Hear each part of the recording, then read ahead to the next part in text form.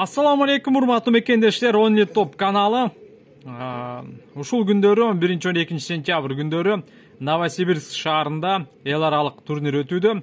25-чи рет өткөрүлүп жаткан Нестеренко мелдеши. Бул жакта грек-рим күрөшүнүн балбандары күч сынашууда. Азыр 63 кг салмак чейинбирдик. Буга чейин 63 кг салмак чейинбирдикте Урматбек Аматов тилекке каршы биринчи атаандашына эле утулуп калды. Бул салмак категорияда экинчи биздин спортчубуз Калы Сулайманов. Азыр Калы Сулайманов эми чейрек финалда Башкортостандан келген Валетов аттуу спортчуга каршы турууда. Валетов спорт чебери. Ал эми Калы Сулайманов эл аралык даражадагы спорт чебери экендигин белгилеп коелу. Калы Сулайманов 2010 жылы Кыргызстандын чемпиону болгон 60 кг салмак чейинбирдикте. Эгерде Токио 2020 олимпиадасы өз убагында болсо мүмкүн Калы Сулайманов барып калмак. Бирок мына бир жылдан кийин дүйнө чемпионатын Кыргызстан чемпионатында ал дал ушул Жоломон Шаршембековго утулуп, натыйжада Жоломон Шаршембеков мына олимпиада оюндарына барган эле. Эми 63 кг салмак чейинбирдигинде өз күчүн сынап көрүүнү туура деп чечти. Калы Сулаймановдун алгачкы аракеттери активдүү болгондугуна байланыштуу азыр ал бир упайга жана партерде көтөрүшү керек. Азырынча коргонууда өтө жакшы. Калы Сулайманов гана накат кылыш керек. Жок дегенде бир жок дагы. Ай, тилекке каршы калыстар спортчуларды өйдө тургузуп беттеште улантуусун талап кылды.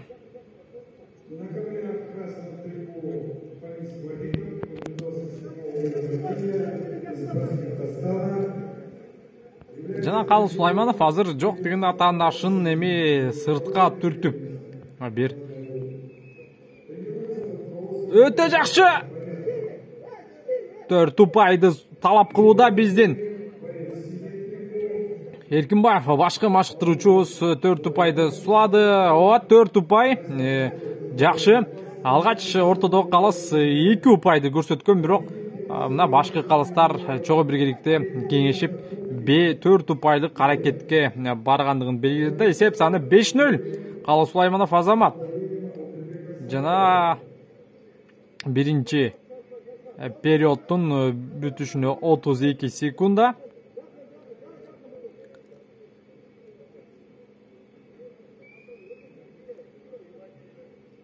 Азыр неме Калы Сулайманов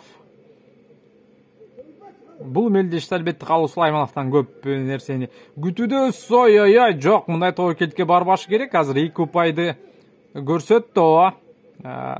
Валетов азыр бул Калы Сулаймановдун бир аз бокшоңдоп койгондугун пайдаланып 2 упайды иштеп тапты. Бул мелдеште олимпиадалык оюндарына катышкан кыргыз спортчулар жок. Ошол Акжол Махмудов, Жоломон Шаршембеков, Үзүр Жусупбеков, Атабек Азизбеков.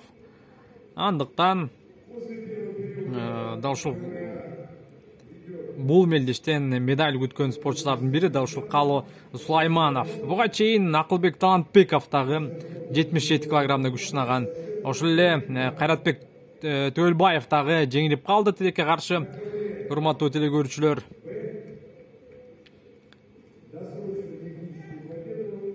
азыр эми экинчи бөлүк башталуу алдында турат. Эс алууга берилген 30 секундалык убакыт жыйынтыкталды. Азыр Валетовду кайрадан артка жөнөттү. Далысын сүртүп келүүсүн суранды окшойт.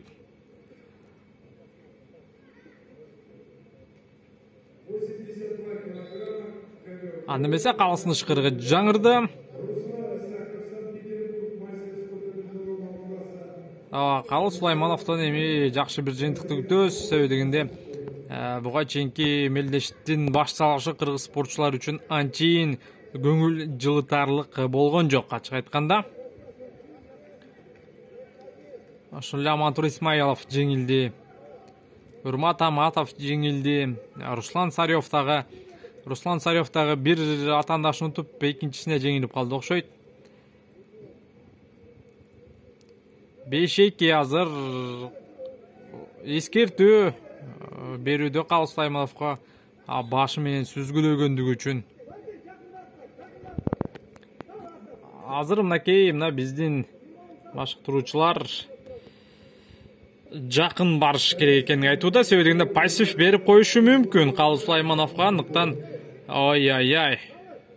Бул жерде Калыс Сулайманов чабуул жасап бара жатканда алдында калып калган. Андыктан эч кандай упай жок.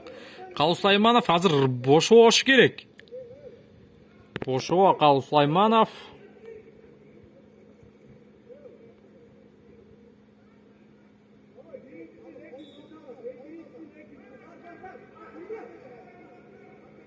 1 мүнөт 55 секунда.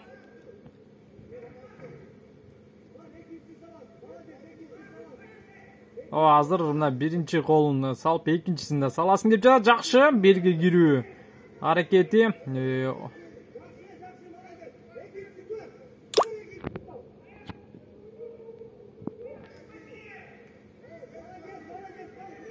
Калыс Сулайманов. Алдыда албетте жарым финалдык беттеш, андан соң финалдык ээрөөл бар. Азыр биздин спортчуга, машыктыруучуга эскертүүсү дегенде өтө бир эмоция калтырып, өтө активдүү болуп, албетте түшүнсөк болот. Эмоция калтырып, бир аз сүйлөшүүлөрдү жүргүзүүдө.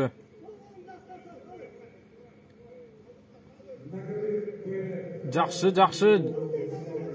Бутка кирүү болбойт. Албетте бул эркин күрөш эмес, бирок мына берге кирүүдө Калыс Сулайманов өтө мыкты экенин жакшы билебиз.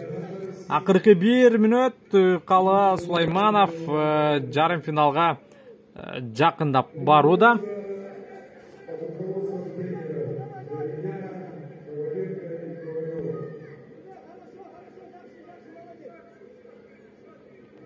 Өз учурунда Россиялык мушкер тактап айтканда мына Башкортостон өлкөсүнөн келген спортчу деле чарчап жалыкты. Өзү деле кандайдыр бир күч жумшап алдыга оозунуп чыкпай жатканын байкасак болот. Эми бул грек-рим күрөшү жана 30 секунда калган кезде эч кандай деле бир эскертүү бербеши керек. Эми эскертүү берүү өзү туура эмес болуп калат.